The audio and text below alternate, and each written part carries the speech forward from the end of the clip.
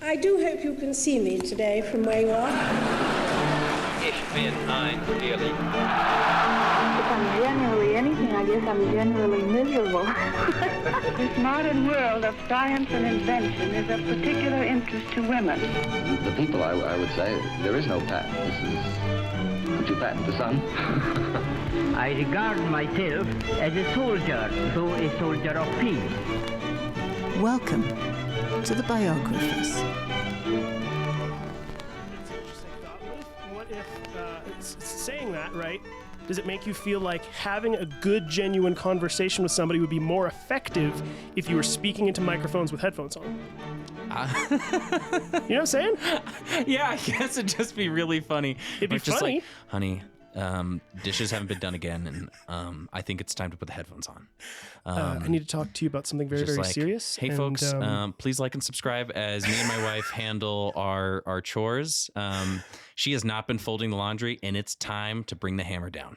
So if you don't know, there's this amazing... I think that's just red table talk. I think that's what we're referring to. What I was going to say is there's this amazing comedian named Mike Birbiglia, and he has a podcast called Working It Out. Mm-hmm. And his whole thing is he goes to comedians and helps them work out their jokes. Mm-hmm. They're like, oh, I have this idea for a joke, but I haven't been able to make it work. And he'll work it out with them to make it work. Yeah. I feel like that exact podcast title could be reallocated to just a married couple, and they get on the mic every week. Just work it out. Wow, what a parasocial relationship that would... Well, like I said, I'm pretty sure that's just the Smith family at this point, but... I feel like people would be into that, though, listening to a husband and wife like course they actually would. hash out their marriage and Of stuff, and course they like would. get more, effective at Be their like, I'm marriage. or Team whatever. Bill. He does so much around the house. I'm Team Karen. You don't know how tough she has it.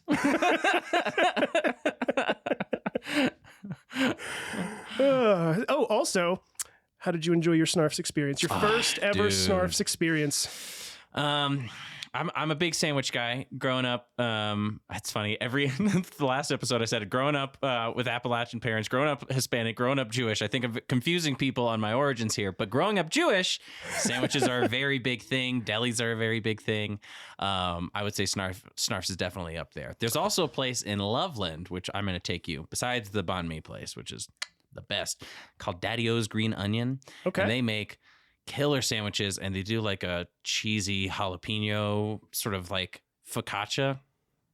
Forget in. about it. I love focaccia. Me too. You had me at focaccia. It reminds me of this place back in Los Angeles that was called Spitz. I don't know if it's still there. I think I know Spitz. It was a one-off, I think. Where I could was be it? wrong about that. It was in Eagle Rock. I feel like I've been there. If you have, you're a lucky man. They do the giant spits of like doner kebab, and they would make these sandwiches on focaccia bread, and they would put just like tomatoes and onions and cucumbers and tzatziki sauce and all this kind of stuff. Oh, Denver, get on it. It is one of there's many places in Los Angeles that I miss eating at, but I continuously think back to Spitz and just I'm like, I want to eat more Spitz, and Yeah. it's not in Denver, and that makes me very, very sad. There's not enough cone meat in Denver, I feel. I need my meat in cone shape. You know what I'm talking about? The cone that you spin on the thing. Yeah, kebab. Yeah. That Shawarma. I agree with. And also, shout out to Zadie's Deli, because I have been missing the deli scene in Colorado, and my sister about a year ago turned me on to Zadie's, and I think you and I went at some point. And Jamie. Yeah, and Jamie, yeah. Daddy trip. Oh, I miss the daddies. Jamie and I texted you when you were in Florida. Yeah, Jamie and I went there again, and then we saw Dune 2 afterwards, and it was awesome. Ooh, that's killer. That's Yeah, dude. definitely a good dude's night out. Zadie's some of the best like Jewish style deli out there. I grew up Have you with tried their hand-cut Cantor's. fries yet? Yeah, man. Oh, they were so good. So good. Yeah. If you go there, if you're a Denverite, go there, and might I recommend, and I'm hopefully enough people will hop on there and start doing it. Instead of getting the French dip with au jus, you get either a pastrami or roast beef with au jus, and it's a whole other experience. I got their Rachel Reuben this time, which was it's the turkey with the coleslaw. Delicious. Yeah. A little bit lighter, which killer. I was going for because I didn't want to be passing out in the middle of Dune. Yeah, the baked goods are good, but if you want baked goods, I would say go to the kosher grocery store just across the street. Very good. Didn't even know there was one. They got arugula, they got knishes, the whole 9 yards. It's the only place where you can get kosher food in Colorado, which is Really? yeah. It's why no Jewish people are kosher unless they're vegan. Or there's not many Jewish people in Colorado. That's true. Well, yeah, but they're like anybody who is generally is not kosher unless they live in Denver because it's the only place where you can buy it unless you're going to order it online or something like that. Which I guess with HelloFresh and all that stuff, you probably could. True. Yeah, HelloFresh. If you guys are doing kosher, let me know. We'll sponsor it. I feel like they do an option for kosher. Do they? I feel like it's been a while since I've had HelloFresh, so I can't really remember. There's a while. Shalena, my wife, is an incredible cook, and has cooked for me lunches and dinners. I am very, very spoiled in a very traditional sense. Shalena has cooked lunches and dinners for me. Since we were together, since I was 19. Damn. But there was a point in time where she would, and I had never expected this of her. It was just something that she did, and I was not going to complain because it was delicious. But there's some point where she's like, I'm sick of cooking. I'm not cooking anymore. I'm not cooking for months. And I was like, okay, I got to figure this out. And I did HelloFresh, and that worked out pretty well. A little expensive, but it was definitely a lifesaver for me who hadn't been quite the preparer outside of restaurant service, which is very different than home cooking. What's the one that Kat and I have gotten into a little bit more? It wasn't HelloFresh. It was, oh man, I'm not going to remember. Huel. No, it's another one of the like you get a box of food and you cook. They give you recipes for it or whatever. But the difference is it comes from more local grocery stores. Misfit Market. No, man. There's so many of them now. I know this one it's going to kill me. It'll come to me later. But that one we've actually really liked because we found that with like HelloFresh a lot of times, and maybe we're just a couple of fatties, but it's like they'd be like, oh yeah, the potatoes is portions for portions. It is, yeah.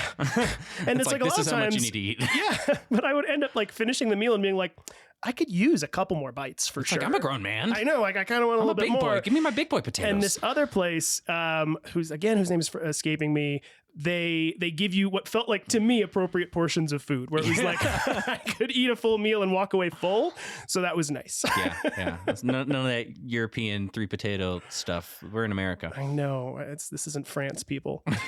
Which I suppose that's a great segue to say hello, everyone, and welcome to the Biographers.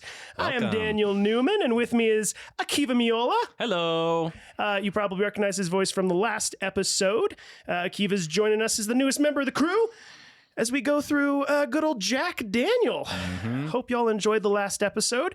Again, we just got cooking. I feel like the last episode, we barely even talked about Jack Daniel. It was so much like kind of context for his life around the mountains and who he was living with and what happened to his parents who, really both of them passed away. And then he ended up going to go on to different things. So you ready to get into it? Oh, absolutely. Yeah, we've got the whole cast of characters, both good and bad.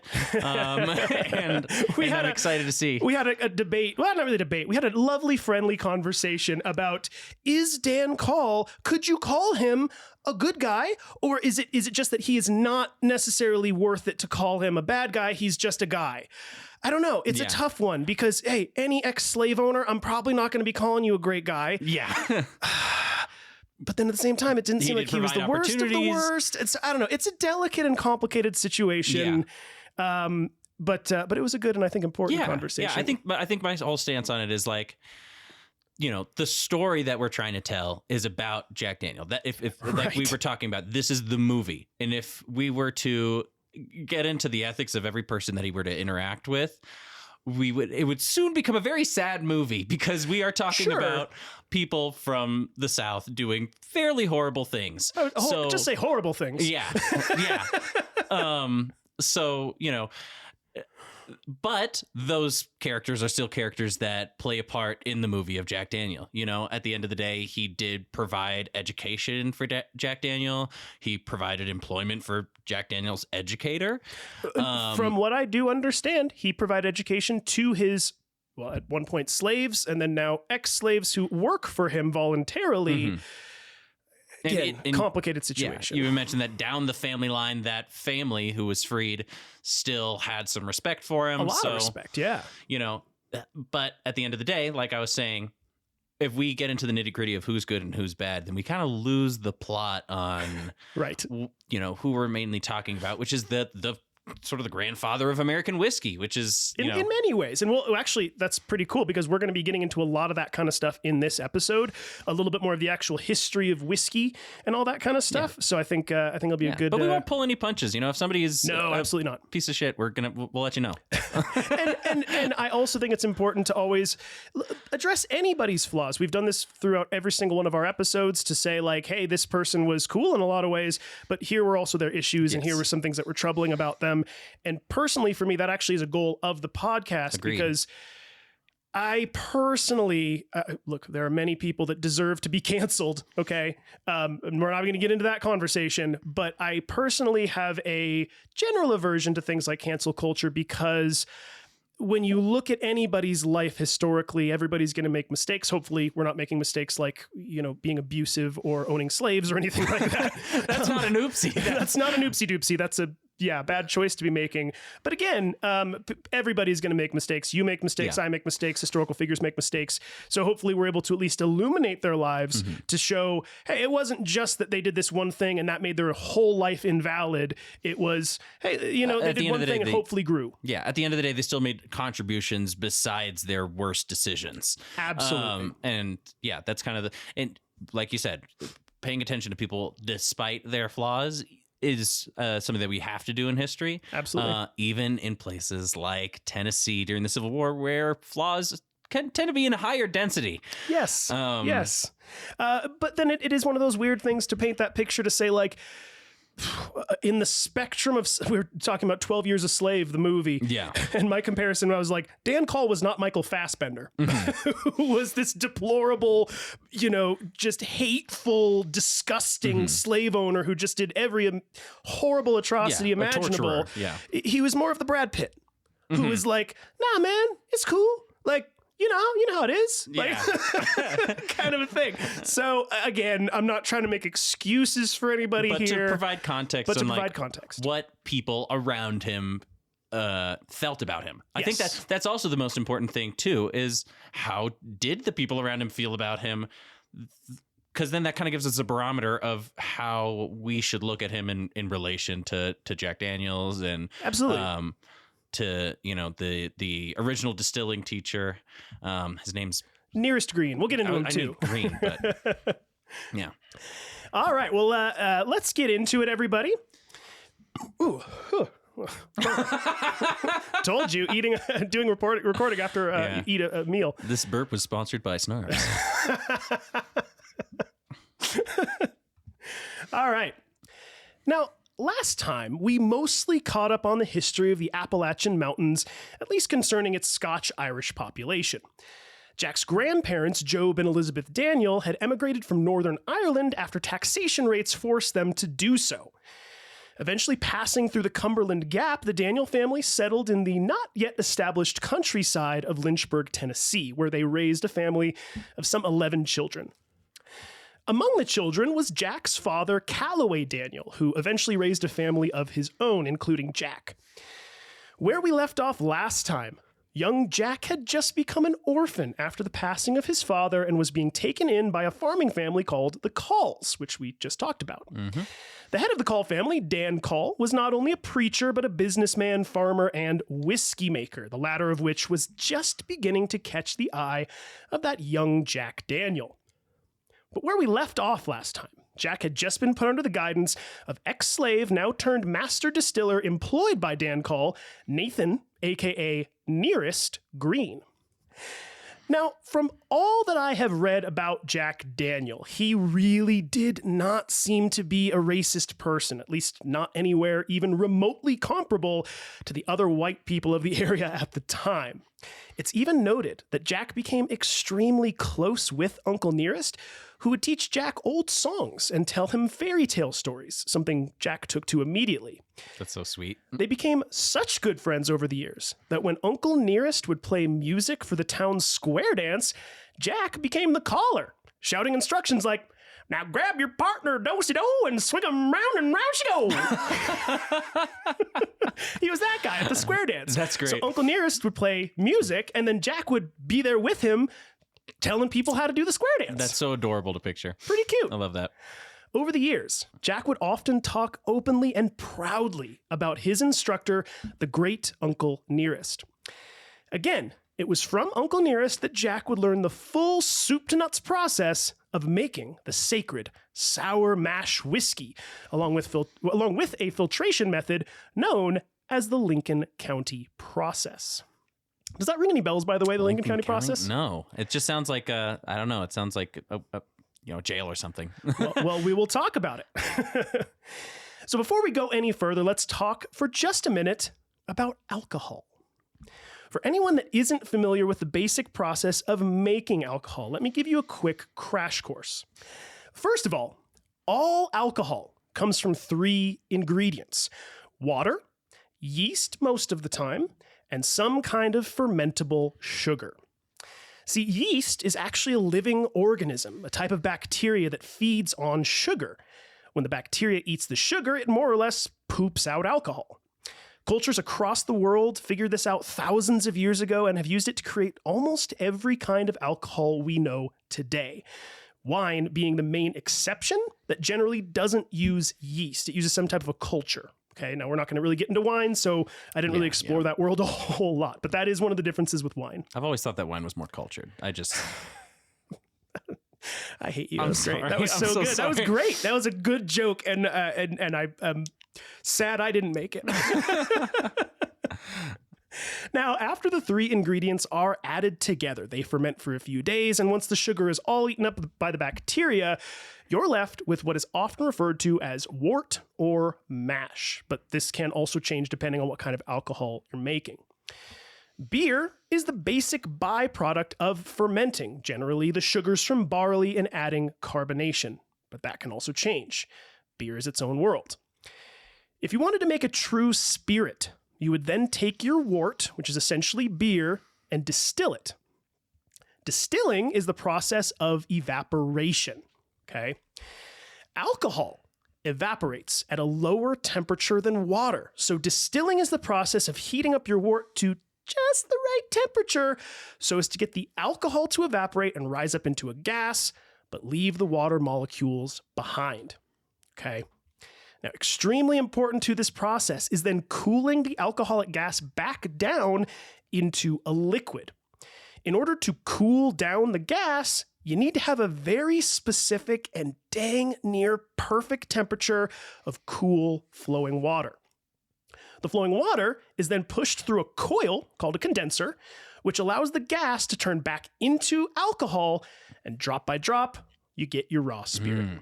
Yeah, that must be really hard at a time where we're using solid fuels, we're not using gas, stoking a fire, making sure that the distillery is not too hot, not too cool. I can, if anybody has ever cooked over a fire, I can't even imagine brewing using just, This is strange that I'm just now thinking of this, but I would liken it to ancient blacksmithing, where it is using coal. For anybody that doesn't know this, and you know more than I do, Akiva, so help me out here, but to my understanding, apprentice blacksmiths back in the day, if anybody was interested in becoming one, it was at least 10 years of just, no, all you do is do the fire. Yeah. That's it. You don't even get to touch a hammer. You don't get to touch metal. All you are doing is making sure this fire is the correct temperature, because that is the most important part of this entire thing. Yeah. It depends on the culture. Like for lots of places like Indonesia, Thailand, Philippines, you'll generally be the hammer swinger for the first 5 years. Interesting. But if you're talking about Japanese bladesmithing, if you have ever worked in a mainly Japanese environment, you can definitely still see that tradition today with the sort of apprenticeship structure. If you ever worked in a sushi restaurant or something like that, if you're doing bladesmithing, we're talking about steel that takes several months to produce. And you really don't want to mess this stuff up. It's got a 60% failure rate. So you are only trusted with chopping charcoal and making sure that the heat's good. And even then, somebody is looking over your shoulder and saying, hey, don't mess up this sword that I've been working on for the last 3 weeks. Yeah, it feels like brewing is pretty similar. And we're actually going to talk about that in a few minutes as well. Just kind of the process of what it takes to distill. So when the Scotch-Irish arrived in the Appalachian Mountains, they were skeptical that the land would allow them to make their precious drink, but they were delighted to find that their new home not only produced endless supplies of fresh water that bubbled up from the underground springs, but that the water was pouring out at the absolute perfect temperature for distilling whiskey, always sitting at about 55 degrees. Ooh. Crazy, right? That's good luck there. And that is Fahrenheit, by the way, 55 degrees Fahrenheit. Additionally, because of all the limestone rock that surrounded the area, the water was finely filtered and as pure and clean as they had ever seen, which is extremely important to good whiskey. It's like many things, it's going to start with the raw ingredient, right? Now, the world of alcohol classifications is intense and is way more complicated and legally defined than you would ever imagine. To give you an example of the complexity, for Scottish whiskey or Scotch, here are the regulations surrounding it. Number 1, it must be a minimum strength of 40% or 80 proof. Number 2, it cannot contain any other added substances after distillation apart from water or caramel coloring. Number 3, it must be produced at a distillery in Scotland from water and barley that have been in every way processed, fermented, and distilled on location. So the location is a defining factor Of for Scotch. it. But You cannot make Scotch outside of Scotland. it's like champagne too. Champagne can only be made in Champagne, even though Correct. if you make champagne somewhere else, Everything else is sparkling white wine. That's yeah. Yep, it's the same thing. Number 4, Scotch must be matured in an oak cask not exceeding 185 gallons for at least 3 years. Number 5, it must retain and actually reflect the taste of the raw materials used in its production. And number 6, it is specifically spelled W-H-I-S-K-Y, not E-Y. That is a legal definition for Scotch. Legal. This is legally defined, and you can be heavily sued or shut down if you classify your alcohol incorrectly. Seriously. That's so picky. Irish whiskey also has its own legally defined set of rules and is specifically spelled W-H-I-S-K-E-Y. But we won't get into that today. Now, moonshine is any kind of alcohol that is legally undefined. So you can technically make a perfect Scotch in America, but if you didn't want to get any kind of legal official labels, it would just be labeled moonshine. So moonshine is a very, very, very, very broad idea. Yeah, I just thought moonshine was just corn liquor. Nope. You can literally make a moonshine that is a gin, a perfect gin, and that's still moonshine, but if you didn't go through the legality of making sure that it obeyed the rules of gin, it's moonshine.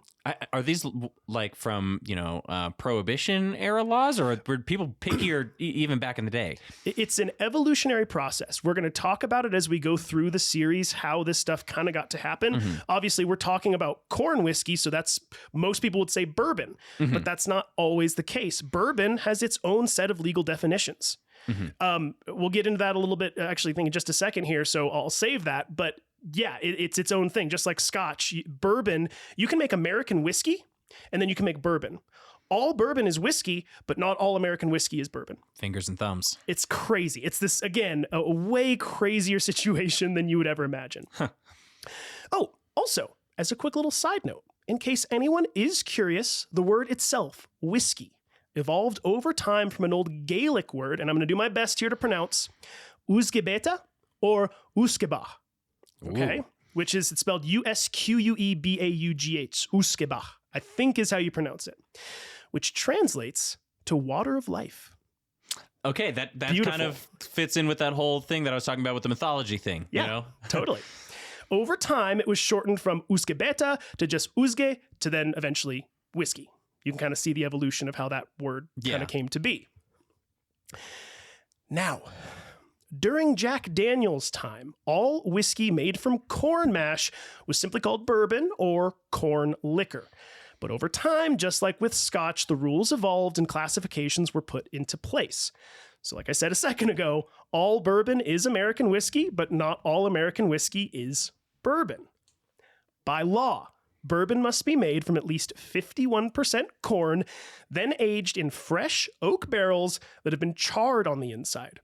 But this wasn't always the case.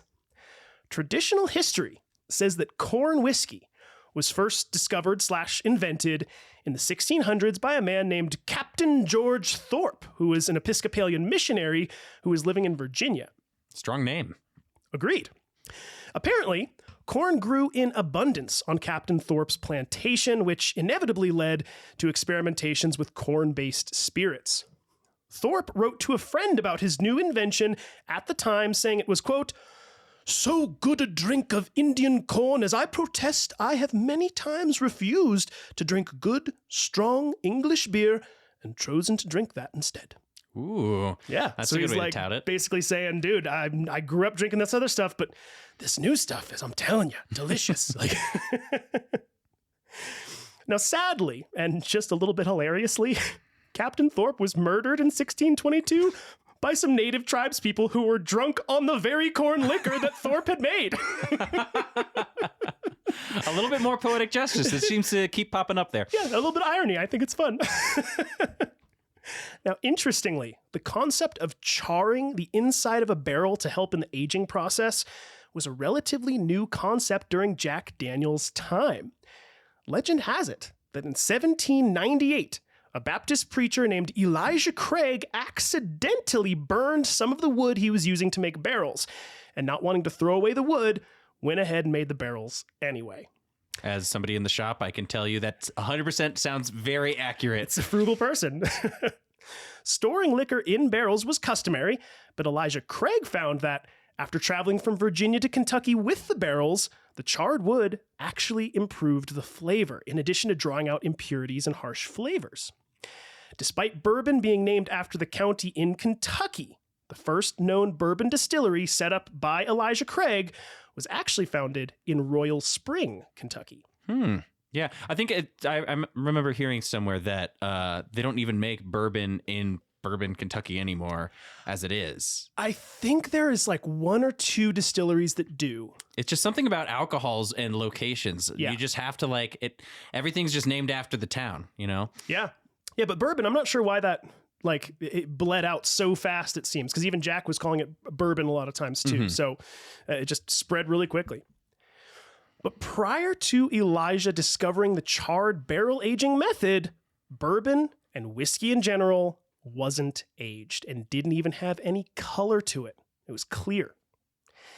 If it ever had color to it, it was because the producer added some coloring so as to make the drinker think it was sophisticated like a brandy. But it wasn't. We don't know 100% for sure that this whole story of Elijah Craig is true, as there are several other stories and theories floating around.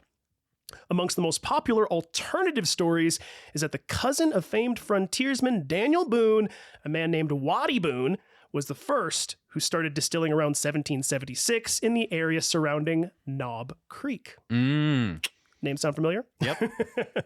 Bourbon fans will know that name too, I'm sure. I actually wrote that in. Now, there are a number of different machines that can be used to distill spirits, but among the most popular and common is what's known as a pot still. If anyone has seen a movie where they're making moonshine or bourbon, you will most likely know what a pot still looks like. But for anyone not familiar, it's kind of shaped like a wizard's hat if the bottom was enclosed and the whole thing was made out of copper. It's kind of accurate, right? I'd wear that. Yeah. Now, large whiskey makers like Jameson or Lagavulin will distill hundreds, if not thousands of gallons at a time. But for the small operation where Jack learned his craft, the still on Dan Call's farm was a humble 8 gallons.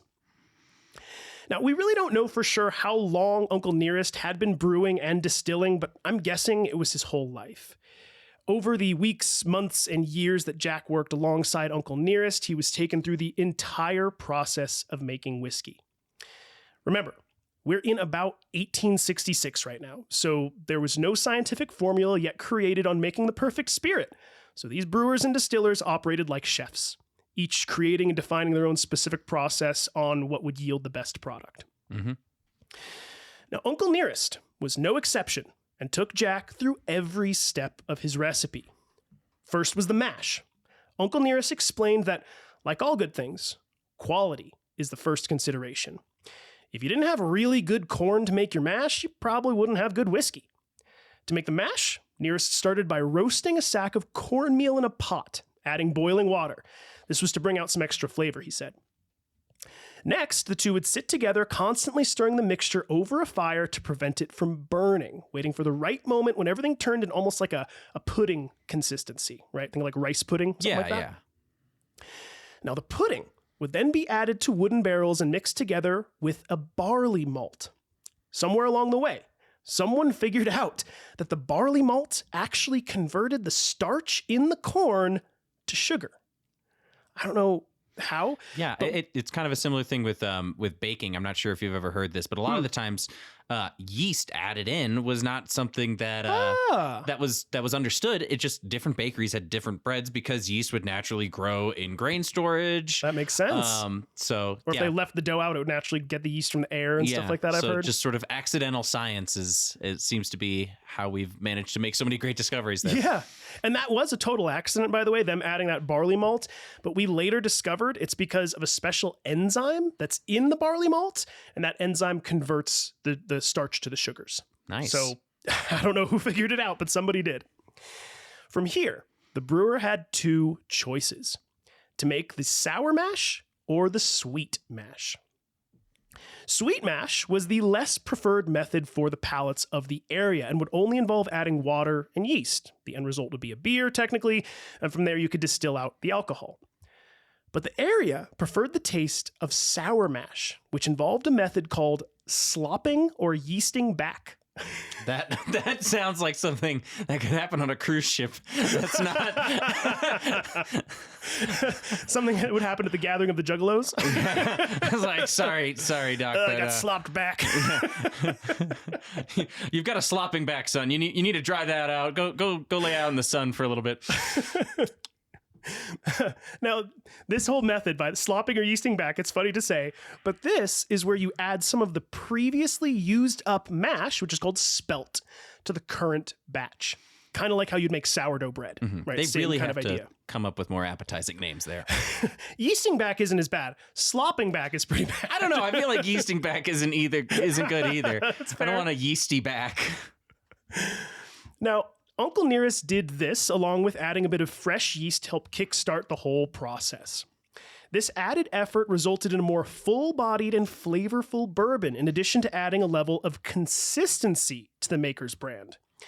Most importantly, said Uncle Nearest, this method of sour mash would, quote, render the soul of the grain eternal. Ooh. Which kind of think about like a lot of times what people do with like a mole, right? Is they'll take a little bit from the previous batch and add it to the new one. So you could technically have a mole that to a degree has 50 years of history in it, right? Mm-hmm. That's basically what's happening here with them making their mash. Mm-hmm. They're taking a little bit from the previous and adding it. So they're constantly using some of the old to make the new. Again, kind of like sourdough bread. Yeah, one of my customers, Tasting History with Max Miller, which if you guys like this podcast, you will absolutely love the channel Tasting History. Just recently talked about sort of everlasting soups and stuff like that. And apparently in India, there are soups that have been on a continual rolling boil for close to 400 years. Whoa. There was one, I want to say in England, that had a rolling soup that had been around probably, since like the 1400s, and it wasn't until I think COVID, which is kind of sad, that they eventually had to shut the stove off. That sucks, man. And I mean, okay, but to be fair, there was probably some line cook somewhere who forgot to put some logs in and had to, redo it. And he was like, "Oh yeah, it was on since yesterday." I'd imagine they probably, if that happened, they were like, "Yeah, just turn it back on." Who cares? Based on restaurant experience, like, kill it. Don't tell the chef. I would also hope that if that was the case with that place in England, that they maybe took some of that soup and like froze it and then added it to the new boil just to make sure it was still going. I mean, I'm sure they did something like that. I would hope so. If I can find the episode, we'll link it in. But Tasting History, go check it out, everybody.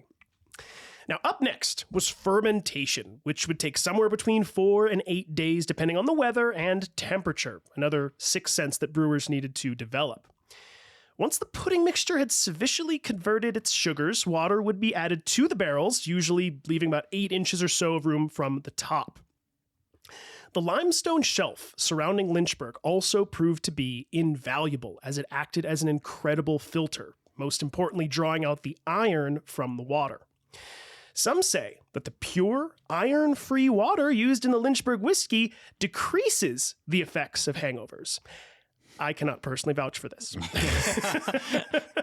There's all sorts of hangover cures throughout history, and I'm not sure if that's going to really be the one. Yeah, drink our whiskey specifically, and that'll take away your hangover. It's a good selling point. It's a good pitch, but not a real one. Probably not correct. Based on my knowledge of Jack Daniels. Now, once the mixture was all together in the barrels, the last step to get the fermentation going was adding, or pitching, as most people say, the yeast. The yeast then starts to wake up, quote unquote, consume the sugars, and again, poop out the alcohol. Now, if you've never seen beer fermenting, it's a pretty amazing thing. The yeast becomes so active in consuming sugars that tons of excess gas is released, and the end result is a literal vortex of movement and bubbles inside of the barrel. And I have to say, it's an amazing thing to see. If you've never seen it before. I don't think I've ever done a brewery tour. That must be cool. It literally is like somebody put, like, remember when you were a kid and you would put the two bottles together and you'd spin them drain the water and make a tornado? Mm-hmm. It reminds me of that because it is that much movement. It's turbulent. Insane. It is just like whoosh, swooshing around like a hurricane. It's really pretty darn cool to see. Now, Jack felt the same as me in thinking this whole thing was very, very amazing. Nearest instructed Jack to taste the solution every day to understand the flavors he was looking for. Once everything was fermented to the satisfaction of Uncle Nearest, the distillation phase would begin. Now, distilling is and was no joke. There is surprisingly a lot that can go wrong and result in your death, or at least very serious injury if you don't know what you're doing. That's a PSA for everybody. Don't think you can just go do this at home with a candle, because you literally can kill yourself. You can make yourself go blind. There's all kinds of stuff you can do that's very dangerous, okay? Heating up alcohol doesn't necessarily sound like a safe thing to do. In a compressed chamber? No. Under fire? No. that sounds a bit like a bomb. It kind of is. So first, if the still gets too hot over the fire, the whole thing can get overloaded with steam and explode, just like we said, shooting boiling hot liquid and metal all over you. So you got to keep a super close eye on the fire. Ideally, Uncle Nearest said, the fire should sit at 173 degrees Fahrenheit, which is the evaporation point of alcohol. 173, very precise. Very, very specifically. The next thing you need to consider is methanol versus ethanol. Ethanol is the yummy alcohol that we want to drink, while methanol is the bad kind. If you get the fermentation wrong, you can have an excess of methanol, which would lead to the end product basically being poisonous. That's where the whole bad alcohol can make you go blind thing. That's true. Oh, that's from methanol. If there's too much methanol, it can literally make you go blind. It's kind of like how in moonshine, they have to let go to the first drops, from that show Moonshiners, you don't drink the first couple drops because that'll kill you or something. And we're actually going to talk about that right now. Oftentimes, distillers will distill the methanol first, as you just said, as it has a lower boiling point than ethanol. So there are generally 3 phases to distilling. The first phase of distilled liquid, the bad stuff, is referred to as the head and is discarded. That's mostly the methanol. Then comes the heart, which is all the good stuff we want to distill and make into our spirit. And then lastly is the tail, which contains little alcohol and is basically the leftover bits. A distiller has to pay close attention throughout the entire process so as to know when the head ends, the heart begins, and when it starts to drop off to the tail. An extremely difficult skill set to master, as you have to completely rely on your experience and your senses at this point anyways. Mm-hmm. Later on in the years, we've gotten much more precise with our science, but back in those days, it was an art. It was an art. You literally were just having to pay attention to this whole thing. But if you got it right, slowly but surely, the still would start to work its magic. Drop by drop, the raw spirit would slowly fill the barrels as the water from the creek pushed its way through the condenser, cooling the evaporated alcohol back into liquid. To get the spirit even cleaner, Uncle Nearest would run the liquid through a second distillation. To test if it was strong enough, he would add just a bit of gunpowder and light it. If the liquid burned an even blue flame, it was perfect. That's what he would do. Once again, that's accidental science happening once again. 100%. It's really cool. But there was one final step that would set this bourbon apart and give it the official name that we see to this day. As a last step, Uncle Nearest would run the spirit through a charcoal filter made from sugar maple trees. This method would eventually become known as the Lincoln County process. Wow. Today, in order for a whiskey to be called Tennessee whiskey, it must be made in the state of Tennessee and, crucially, must use the Lincoln County process. So anytime anybody out there, if you see it's called Tennessee whiskey and not bourbon, that's why.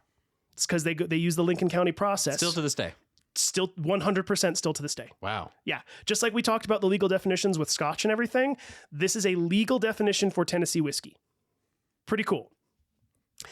Side note, apparently there is one distillery called Benjamin Pritchard's that can still call itself Tennessee whiskey, but doesn't use the Lincoln County process. But they are the sole exception to this rule. I'm imagining it's because they had been doing their process in Tennessee prior to that law being established. And they said, hey, screw you guys. No, you can't say that we're not Tennessee whiskey because we've been doing this for however long. You know what I mean? I didn't extensively look into that, but I'd imagine that's the case for why that is. That's what I'd figure. This is, to this day, a defining feature of Jack Daniel's Tennessee whiskey. Once passed through the charcoal filter, some of the freshly distilled spirit was put into the charred oak barrels for aging, and some was added to regular barrels for immediate consumption. Well, you got to have some for the crew, right? You got to reward yourself a little bit. You can't be waiting for years to have a test your little spirit exactly. there. It's just like working in restaurants. The perk is the free food. Exactly. You got to have a little bite of this, a little bite of that. Now, all of this effort resulted in a reputation for quality and deliciousness that all of their customers would soon revere. Like Eric Clapton hearing the blues for the first time, Jack Daniel had discovered whiskey making. Pretty cool. Chills. He loved every step of the process, and even further, he had discovered a deep passion for the end product itself. Yes, he loved to partake in his own product, but he really did love the product he made. The economics of selling whiskey also made a lot of sense to Jack. At the time, if you were simply a corn farmer trying to sell your corn, one mule could carry 4 bushels of corn, which weighed about 240 pounds, and would sell for about 25 cents a bushel at the time. But if you turned that exact same corn into whiskey, then put that whiskey into barrels on your mule, you could effectively carry 32 bushels worth of corn instead of 4. That's basically his thought process. Yeah.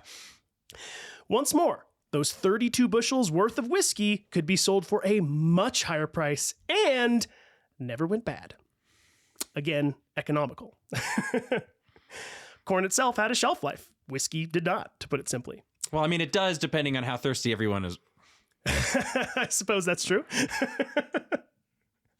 Now, Jack soon discovered that he had the gift of gab and was a natural, charismatic salesman.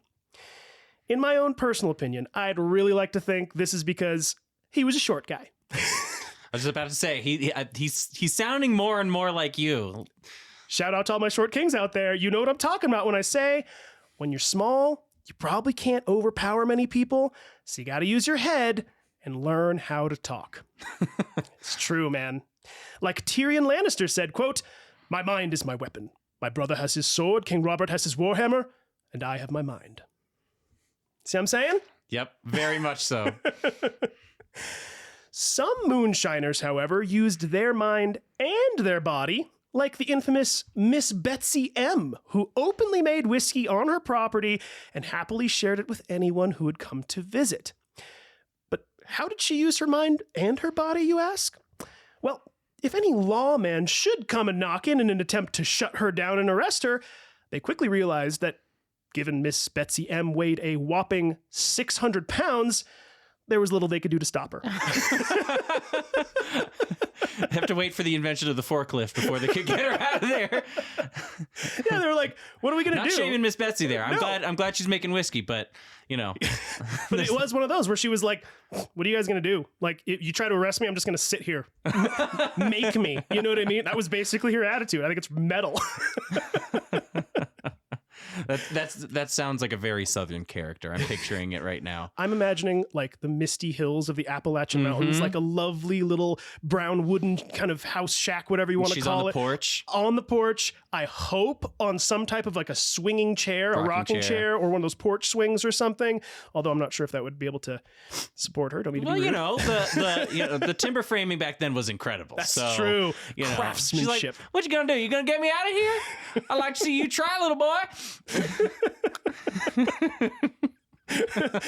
It's the most like hilarious way to be like, sorry, lawman, what are you gonna do?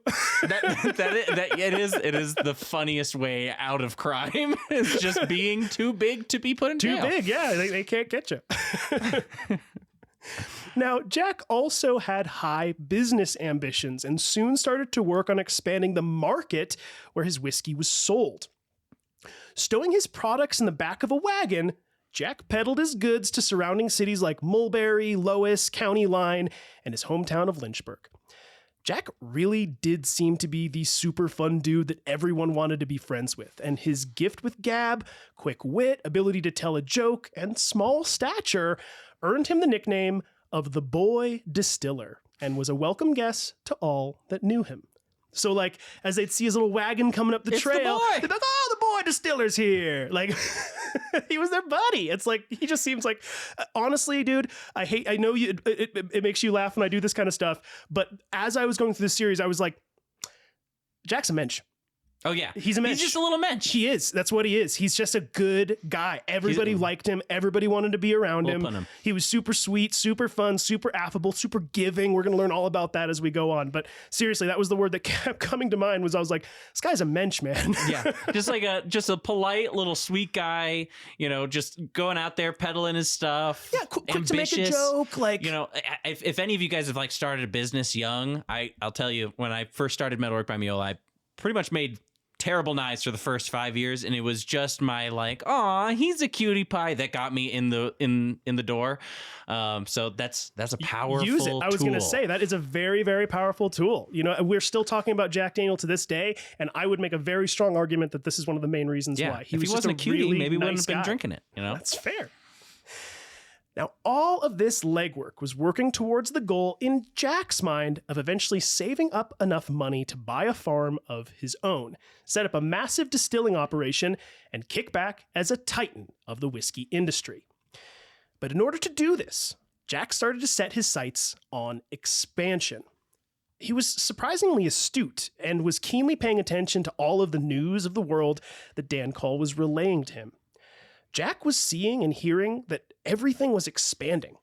The Transcontinental Railroad was only a few years from being fully completed in 1869, and Jack rightly foresaw that whiskey would be a highly traded commodity across the American frontier. Think about the Old West. Yeah. That's literally what he was looking at. Yeah, I mean, and it's the ideal product, like you just said. Infinite shelf life, can be stored anywhere, doesn't take up a lot of train car space, It all made a lot of sense. It was already an in-demand product at the time, but the railroads would make distribution even bigger. Additionally, Jack saw that the alcoholic products being sold to Native Americans at the time were fucking terrible, to put it mildly. Okay, and we're going to get into this. You've probably all heard the term firewater at some point, and probably in reference to a quote-unquote drunken Indian that was a gross stereotype for a while. Mm-hmm. Well, check this out. Surprise, surprise. Firewater was something that the white man made, and cheaply, and then sold en masse to the Native American tribes. To show you how terrible this crap was, here is one recipe for firewater from the time that I am going to read verbatim. So it goes like this. 1 barrel of Missouri water, 2 gallons of raw alcohol, 2 ounces of strychnine to make them crazy. And by the way, strychnine is a highly poisonous compound that was sometimes used as a stimulant. Wow. 3 twists of tobacco to make them sick, because Indians won't believe it's good unless it makes them sick. 5 bars of soap to give it bead, which is bubbles. 1/2 pound of red pepper to give it a kick. Broil with sagebrush until brown. Strain through barrel. Well, that's your Injun whiskey. Oh my god, there is soap and strychnine in it. It's not even just the runoff. It's not even the bad stuff that they don't like to drink. They are actively, intentionally poisoning the liquor. Yes, dude. That is insane, and the consequences, the echoes will have been heard for generations after this. Yes. The name Firewater came from throwing some of the liquid onto a campfire, which would cause a torrent of flames to erupt into the sky. It was that raw and gross. The unregulated sale of basically poisonous firewater was so devastating to the native people of the Americas that years later, in 1881, the commissioner for the Office of Indian Affairs, Hiram Price, said, quote, "The history of all our troubles with the Indians proves conclusively that if whiskey and bad men had been kept away from them, thousands of lives and millions of money would have been saved to the government." I have chills. It makes me sad. Yeah, just the culture behind it, and it kind of reminds me of all the stories you hear about folks shooting down buffalo just because it was a food source, not because they were going to eat it or use the leather or whatever. Ruining a food source that would have been native to the U.S. If that didn't happen, we'd all be eating bison burgers. And with this, it's also just the same culture of fuck them. Let's just completely destroy the population. It was exactly it. It was them saying, we don't care. We're basically going to make them poison because screw them. And it's, I don't know. Look, I'm a white guy, so how much can I say about it other than it makes me feel really terrible? But it is one of those really nasty things where I grew up watching all kinds of Westerns and stuff like that. And you would see these stereotypes of like again, quote unquote, I hate to say something so indelicate, but the quote unquote drunken Indian. And it's like, that wasn't even their fault, dude. We were literally poisoning these people and doing it intentionally, writing down recipes that were saying we're poisoning them and giving them terrible things. And yet somehow over time it was their problem. So blatantly and honestly malicious. It's crazy. Exactly. I was... That's shocking. Shocked and not, if that makes sense. Yes. I was like, oh, I'm so shocked at how not shocked I am. You know what I mean? Like, yeah. It's like, very upsetting. You would do that, wouldn't you? Yeah. It was like, of course we did. Of course we were the ones that made firewater and it wasn't even their thing. You know what I mean? Anyway. Now, with expansion in mind, Jack was now setting his sights on the booming town of Huntsville, Alabama, of course. Oh, the center of culture. But in order for Jack to make the 50-mile trek down south, he would have to navigate through a relatively lawless land, dodging ex-Confederate militia, carrying out guerrilla warfare, Union soldiers trying to punish any Southerner who stepped a toe out of line, starving bandits who were desperately looking for anything to survive, and even some instances of now freed black men who were seeking revenge. Justifiably so. Mm-hmm. Often in direct retaliation for the crimes committed by the newly formed and increasingly popular Ku Klux Klan. Wow, we got a whole faction war that he's trying to build this industry all the way around. Yeah, it's a pretty nasty little time. Now, in order to get his business empire started, Jack was keenly aware that expanding his market was key. As of now, only a few towns surrounding Lynchburg and Mulberry were customers of the Call bourbon, but Jack wanted to change that. The closest place that could get him the most customers was the once capital of Alabama, Huntsville, which is why he was like, we got to go to Huntsville. It was the capital at the time. Now, I don't know much about the economy of modern day Huntsville, but back in Jack Daniels' time, Huntsville was a booming city, and it's located right on the Tennessee River, which lent itself to sawmills, textile factories, and lint mills. Do you know what lint mill is? Do you remember that? I remember we talked about lint mills, or you talked about them before. In Ian Fleming. It's basically the process of extracting the, what would you call it, seed from a cotton. So the raw cotton fluff, that's what is referred to as lint. Okay, that makes sense. Yeah, they're processing cotton basically to make it into something they can then make into textiles. Now, prior to the Atlantic slave trade being outlawed in 1859, it was also a major hub for slave auctions, as you can imagine. But from what I have read, Huntsville of the 1860s and 70s was pretty much what you'd imagine when you think of an old west town, except located in northern Alabama. Yes, Huntsville had a fairly large economy and manufacturing industry, but to the world at large, it had earned itself a reputation for three things: depravity, fighting, and drinking. Sounds like my kind of place.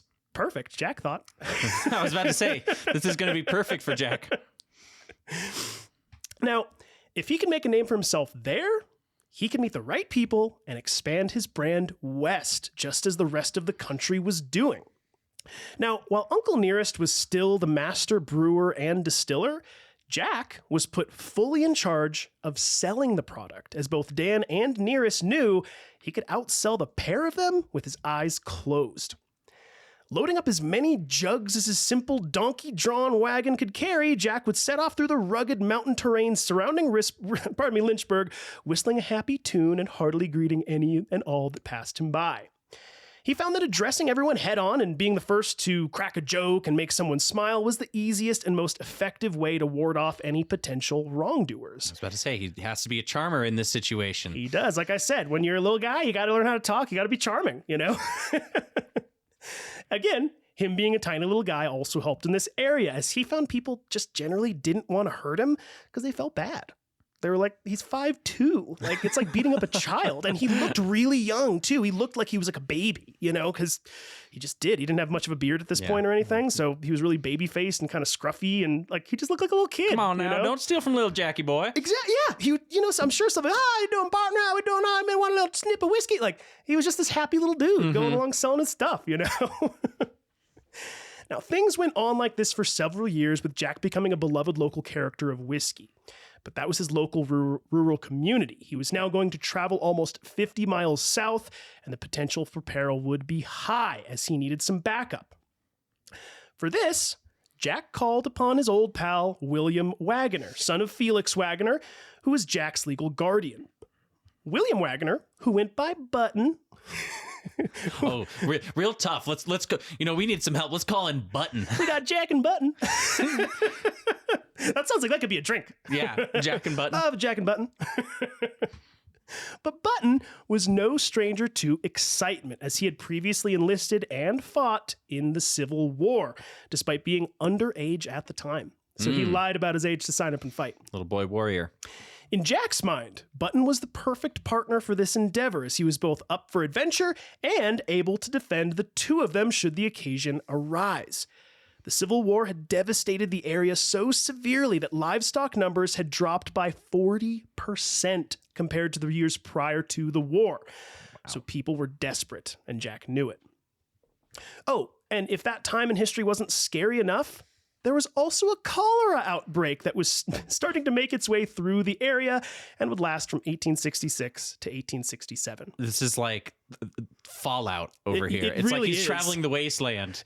I mean, imagine a post-Civil War landscape. Just like, you'd imagine there's probably going to be leftovers of like skulls and stuff all over the place you'd actually trample upon and stuff because it was happening everywhere in your backyard. Like, it's just a crazy thing. And to like think you said, about. there are factions of Confederate soldiers who didn't quit and continued to cause problems, and there are freed folks trying to find their way out, and it just sounds like the perfect place for you not to want to be when you have a cartload of delicious whiskey. Exactly. And it's funny that you bring that up. It's a perfect little segue. So, with most of the plan hatched, Jack now needed to figure out a way to sneak his whiskey past any potential criminals while on the road to Huntsville. Maybe at some point, Dan Call told Jack the story of the Iliad and how the Greeks used the Trojan horse to secretly gain entry to Troy, because that's kind of what Jack did. First, he bought a donkey wagon with a deep bed and tall sides. Next, he cushioned the bed of the wagon with a fluffy layer of straw, tucking his jugs of whiskey on top, followed by another layer of hefty straw. Okay, not whiskey. So straw, whiskey, straw. There's the layering so far. Lastly, he and Button would cover the entire bed of straw with big slabs of cured meat. This clever form of camouflage meant that any curious passersby could be quickly shown the cured meat, offered a sample, maybe sold a bit, and then sent on their way with nobody being the wiser as to what lay tucked at the bottom. It's like an old Robin Hood movie. Totally. Maybe most importantly, Jack was also concealing his whiskey from Uncle Sam. I was about to ask, is he running legally yet, or is he just Smiling Jack just doing his own thing? Well, we're going to find out. So yes, whiskey tax was imposed by the US government starting in 1866, and Jack was none too keen on this, as was the tradition of his people. So by concealing his whiskey the way he did, he was also trying to save himself from being fined by the taxman. There has been a lot of debate over the years as to when Jack Daniel went legit and registered his product with the US government, but from what I have read, we can say with relative certainty that Jack did not register a distillery until 1875. Wow. So almost another 9 years. Let's say he ran a tight crew then for a while. Now, this means that by definition, Jack Daniel, along with Dan Call and Uncle Nearest, were technically making moonshine, making all of them moonshiners. If you remember, moonshine is classified as any spirit made without any legal regulation or rules. So even though they were technically making a perfect Tennessee whiskey, it wasn't lawful. So it's moonshine by definition. It's kind of interesting. So now, every couple of weeks, Jack and his companion Button would make the 50-mile trek down to Huntsville, stopping just outside the city and waiting to enter after midnight so as to avoid any law enforcement patrolling the streets. If he happened to encounter any deputies, he found that those working the graveyard shifts were always happy to accept a little bribe for safe entry.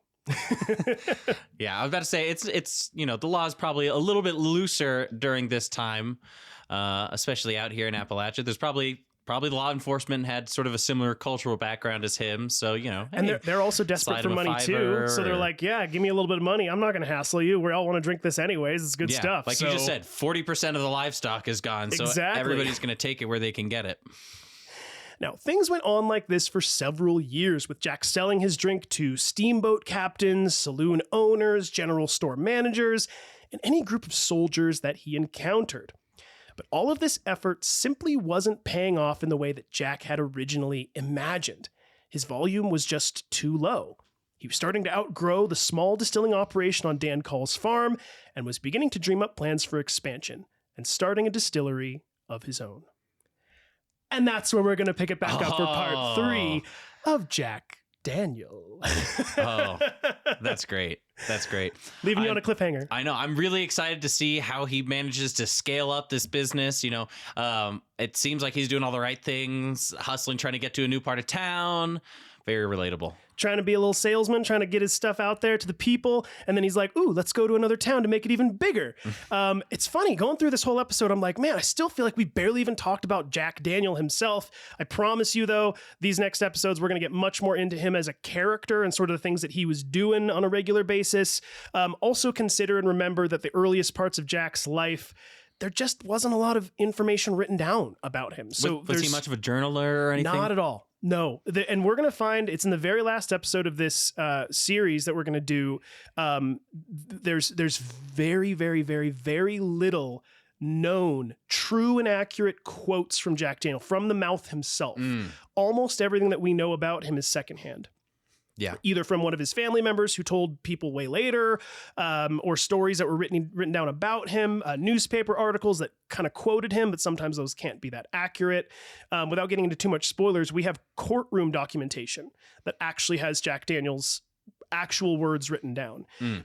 It's not what you think. It wasn't necessarily involving him, but it's one of the only ways that we have his actual dialogue. So it's kind of an interesting thing. Yeah. I mean, once again, considering the culture, considering the background, and also all this background information is super important too, because whiskey is such a complicated process. It is. This part in history is so complicated, right after the war, but not quite reparations, just a chaos, Badlands sort of Tennessee that we're seeing right now. A lot of desperate people. Yeah.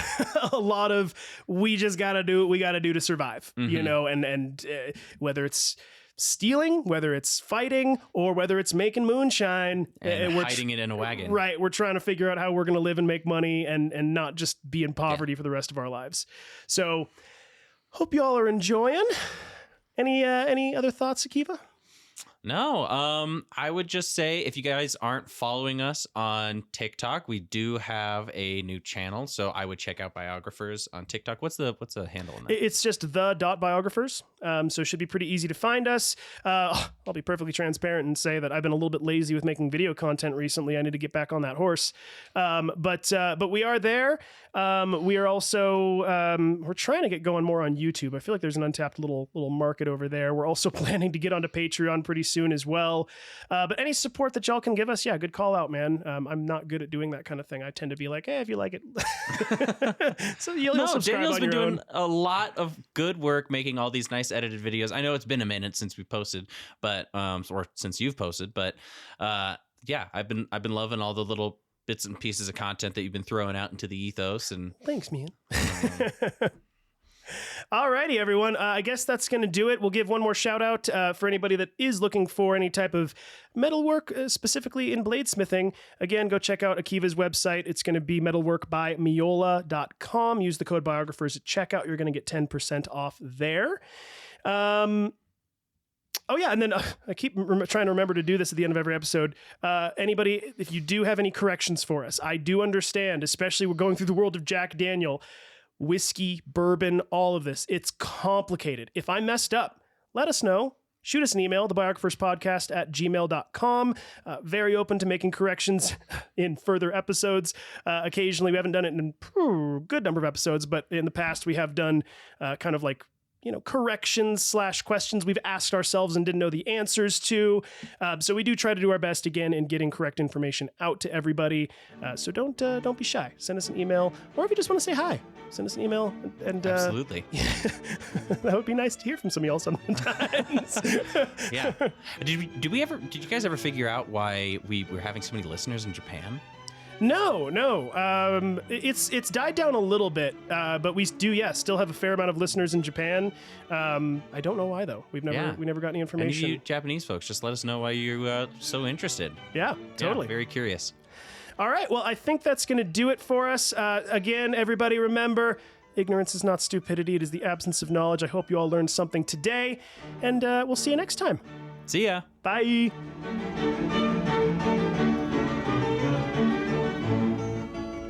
You've been listening to The Biographers. For more information, please visit thebiographerspodcast.com.